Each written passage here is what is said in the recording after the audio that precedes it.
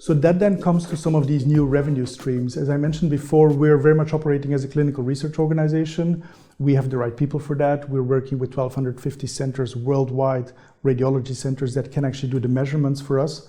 But we do believe that our platform can also help big data players, bigger CROs, when they actually look at bringing expertise on board. And so for us, there is an element of partnering with them in order to have a broader reach, but also looking at how our technology could potentially serve their purposes, which could also go into the clinical space, which is an area where we are not active today, at least close to the patient. But it is something where we can absolutely make a difference, and that's where I want to partner. Your order book's grown to over £13 billion. What sorts of visibility does this give you for future revenue? So today, 2025, our order book basically fuels 100% of our revenue. So we do actually know what 2025 is going to look like, which is why you've heard me say publicly that we will reach or exceed our revenue guidance. For 2026, what we typically want to do for the next coming year is have an order book that gives us around 75% or more of that visibility. Ideally, I actually want to go north of 80%, and so that's very much what I'm targeting. And what's driving the recent uptick in Alzheimer's-related projects, and do you expect that trend to continue?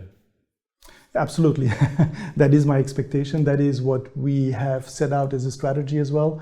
We have seen some initial bigger wins in areas where today or before maybe we would have less traction. So indeed, you should be looking out for Alzheimer's wins, Parkinson's wins. Obviously, we will remain still very dominant in some of those other areas, such as Huntington's as well. Analysts at Cavendish have a price target well above current levels. What do you see as the key catalyst to closing that gap? Technology. As we talk today, we do operate as a clinical research organization, but I think we have that hidden gem of a platform, and it's a platform, as I told you, I've come on board a little bit over 6 months ago, and what I found there was a platform that had been invested in. It's state of the art.